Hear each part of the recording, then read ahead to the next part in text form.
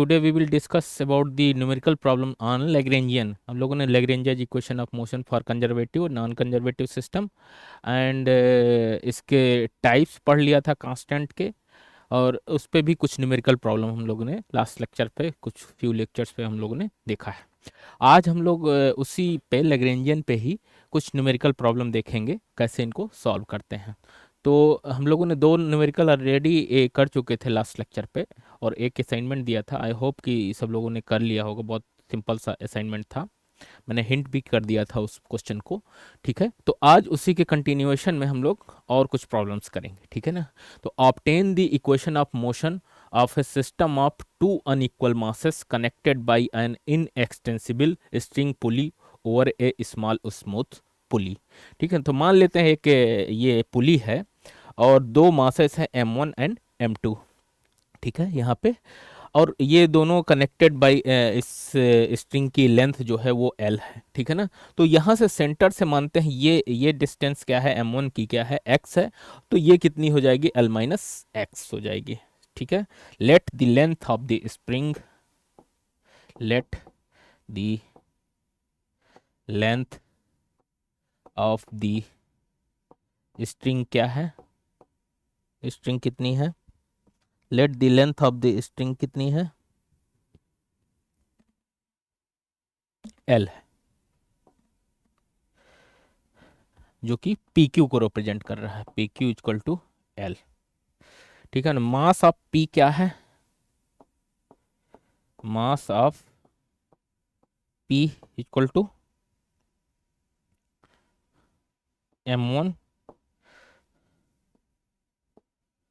Mass of Q equal to m2। और P A distance कितनी हो जाएगी, पी ए एक्स है, क्यू ए कितनी हो जाएगी, एल माइनस एक्स, यहाँ से हमारे फिगर्स। ठीक है, तो अब चलते हैं इसी के कंटिन्यूएशन में, हम लोग देखते हैं। तो kinetic energy of a particle of mass m1 कितना हो जाएगा, kinetic energy of particle of mass m1 कितना हो जाएगा, T1 half m x dot square. ठीक है, m1 x डॉट m1 के लिए। इसी तरह से kinetic energy of particle m2 कितना हो जाएगा, kinetic energy of a particle of mass m2 कितना हो जाएगा,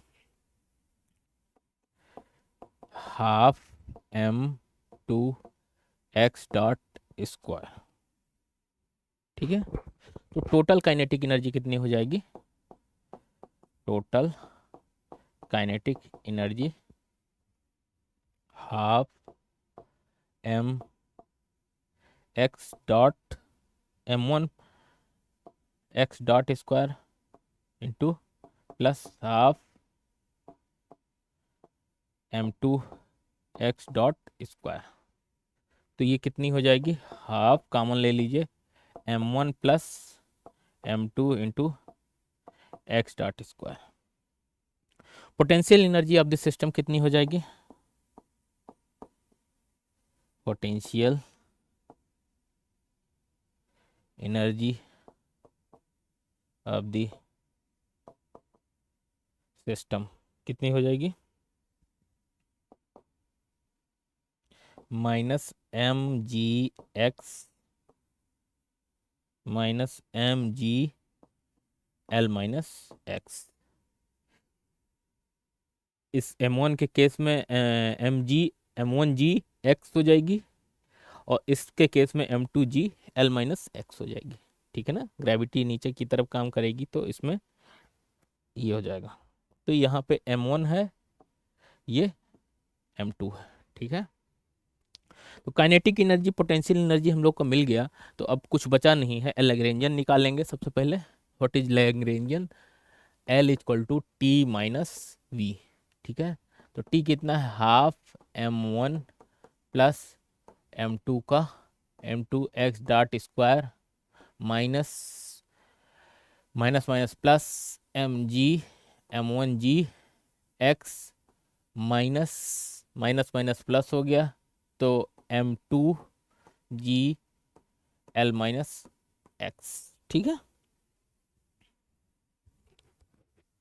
ये इक्वेशन मान लेते हैं 1। ठीक है, लैग्रेंजियन सेटअप हो गया। अब लैग्रेंजेज इक्वेशन ऑफ मोशन क्या है, लैग्रेंजेज इक्वेशन ऑफ मोशन क्या है, D by D T of del L over del X, del X dot minus del L over del X equal to 0।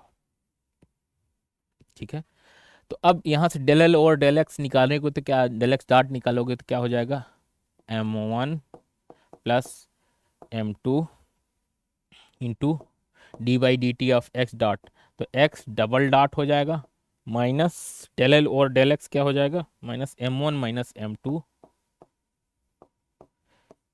Into जी, बाकी सब कैंसिल हो जाएगा, इक्वल टू 0। तो यहाँ से x dot double dot equal to क्या हो गया, m1 minus m2 upon m1 plus m2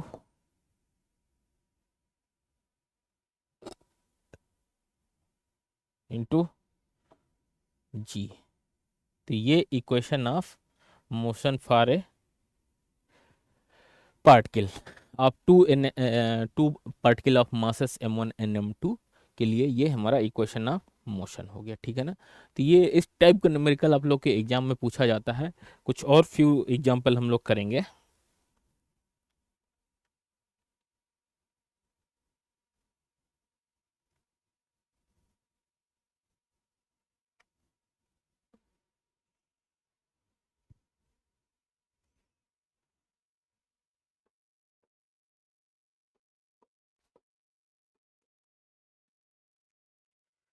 A particle is moving,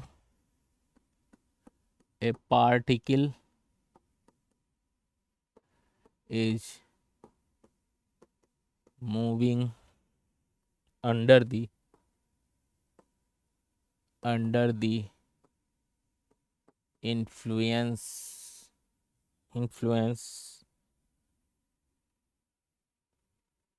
of a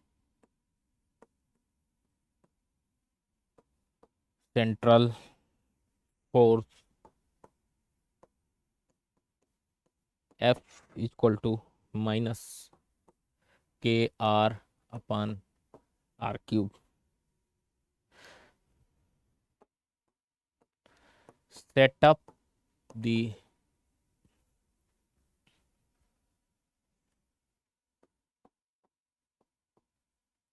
Lagrangian and hence derive the equation of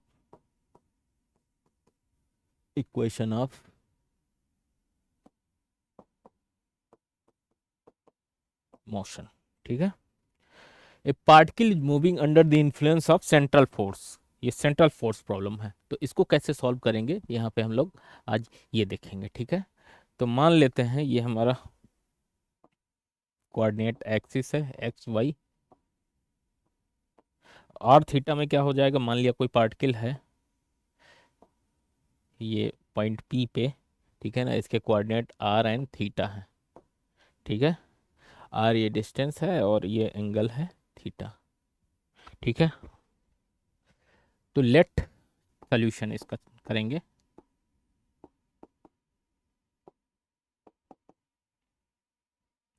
late R theta be the plane polar polar coordinate of a particle of mass m, then the kinetic energy of the particle is given by T equal to half m x dot square plus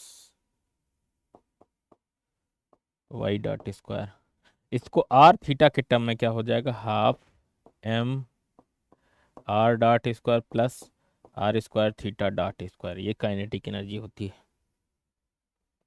ठीक है, तो आप लोग confuse मत होइए, तो are theta के term में ही इस काइनेटिक एनर्जी को लिखते हैं यहाँ पे। ठीक है, तो ये T equal to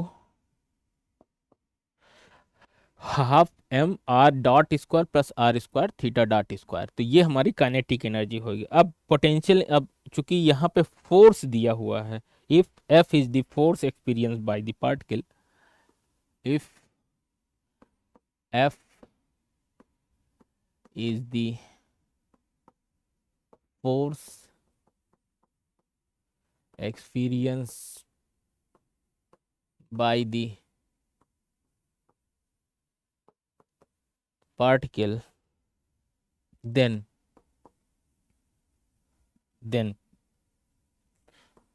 f is proportional to 1 by r square. मतलब इस प्रोपोर्शनलिटी कांस्टेंट को बताएंगे k by are square into R cap. ठीक है, या f equal to minus K vector r upon R cube. R cap कितना होता है, vector r upon mod vector r। ठीक है, ये डेफिनेशन होती है, आर कैप की जगह ये अगर रखोगे तो ये हम लोग रख सकते हैं। ठीक है, आर। ठीक है, तो we know that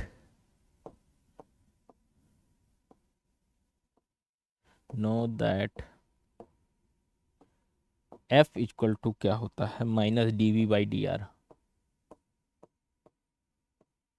D R होता है, तो डी वी कितना हो जाएगा, माइनस एफ डी आर हो जाएगा। डी आर पे इंटीग्रेट कर दीजिए। ठीक है, potential energy of system is given by, तो potential energy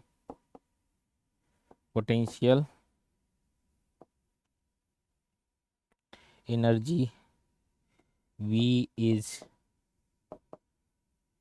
given by minus infinity to r f dr infinity to r k by r square dr 1 by K R square का क्या K by R हो जाएगा, integral infinity to R equal to minus के by R. ये numerically it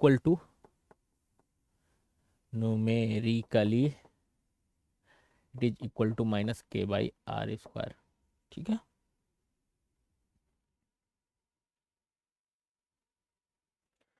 ठीक है, तो K by R आपकी पोटेंशियल एनर्जी आ गई, माइनस के by are.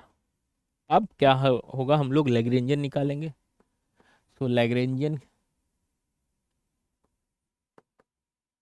L equal to T minus V. T कितना है, half m R dot square plus R square theta dot square, minus minus minus plus हो गया के बाई आर। ठीक है, तो अब ये निकल के आ गए, तो अब ये एल निकल आया, तो आप इक्वेशन ऑफ मोशन आराम से निकाल सकते हैं। So equation of motion Lagrange equation क्या बनेंगी? लैग्रेंज इक्वेशन ऑफ, यहाँ पे आर और थीटा है तो दो लैग्रेंज इक्वेशन बनेंगे, तो d by D T of del L over del are dot minus del L over del r equal to zero, और d by D T of del L over del theta dot minus del L over del theta equal to zero. So दो ये equation of motion बनी। अब इसका use करके आप लोग इसको निकाल सकते हो। तो del L over del theta कितना हो जाएगा, यहाँ से निकालोगे ये लैग्रेंजियन से। So del L over del are dot कितना हो जाएगा, ये एम आर डॉट स्क्वायर नहीं होगा तो टू हो जाएगा, ये टू टू कैंसिल हो जाएगा, ठीक है। और डेल एल और डेल आर कितना हो जाएगा, M theta dot square R minus के बाई आर स्क्वायर, ठीक है, ये हो गया। और इसी तरह से डेल एल और डेल थीटा डॉट कितना हो जाएगा, M R square theta dot del L और डेल थीटा कितना हो जाएगा, जीरो हो जाएगा, क्योंकि कोई टर्म ही नहीं है थीटा का, इसलिए ये टर्म जीरो हो जाएगा। अब इनको इक्वेशन ऑफ मोशन पे रख दीजिए। तो substituting in equation two, substituting in equation of motion we get, क्या पाएंगे, तो d by D T of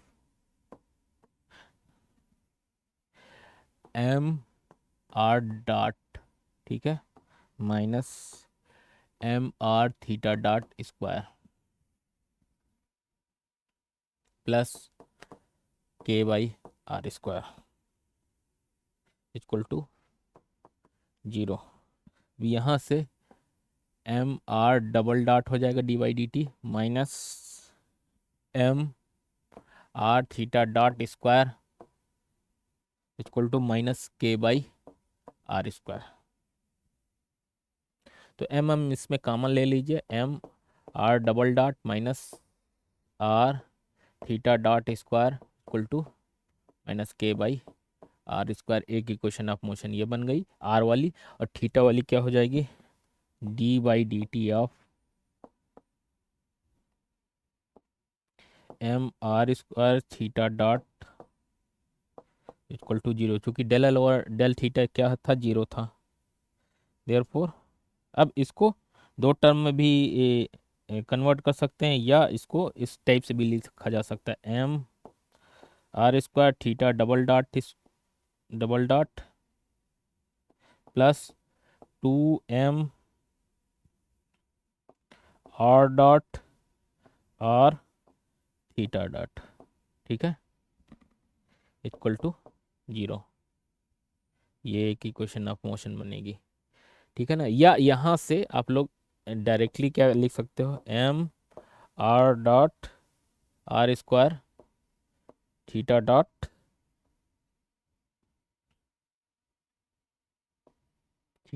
equal to constant हो जाएगा।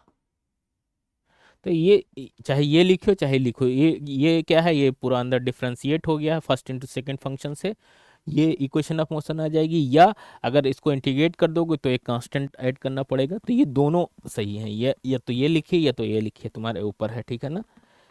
तो ये हमारा एंगुलर मोमेंटम को बताता है, M R square theta dot या एम आर स्क्वायर ओमेगा, आप लोग उसमें 12th में भी पढ़े होंगे। तो ये इस टाइप का न्यूमेरिकल भी आप लोग के एग्जाम में पूछा जाता है। तो मैं जस्ट ये एक न्यूमेरिकल प्रॉब्लम देख के आप लोग को असाइनमेंट आप लोग को घर में करिएगा इसको, और फिर मैं यहाँ पे समाप्त करूँगा क्लास। तो third problem, Lagrangian for a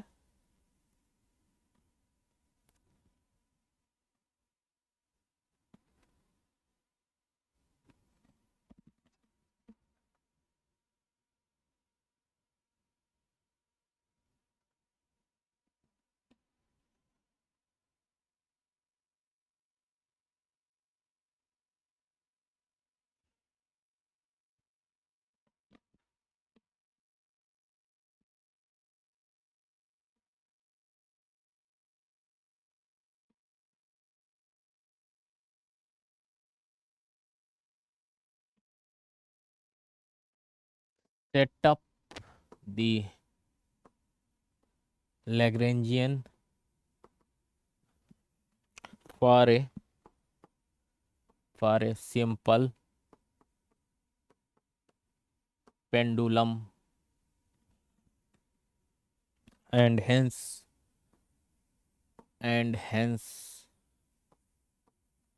obtain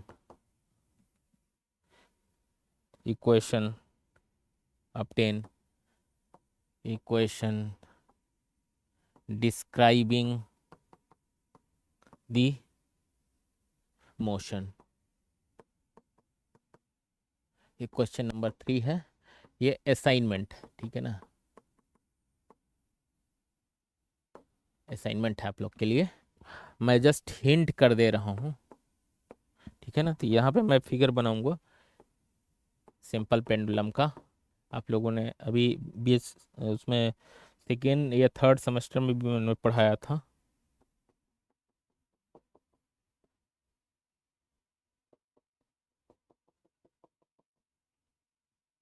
तो ये H इक्वल टू क्या है, L कॉस थीटा हो जाएगा। ये मान लेते हैं एंगल थीटा है, ये L डिस्टेंस है, ठीक है, ये मास M है, ये हुक से इसकी L डिस्टेंस पे है, ठीक है। तो मास M हो गया, और ये डिस्प्लेस कितना हो रहा है, X हो रहा है, ठीक है, ये X है। तो अब इसकी काइनेटिक एनर्जी पहले आप लोग निकालेंगे, what is kinetic energy, kinetic energy T कितना हो जाएगा, half M X dot square, तो एक्स डॉट स्क्वायर एक्स यहाँ पे क्या हो जाएगा, X equal to L theta हो जाएगा, ठीक है। तो हाफ एम एल थीटा का इसका डिफ्रेंसिएशन एल थीटा डॉट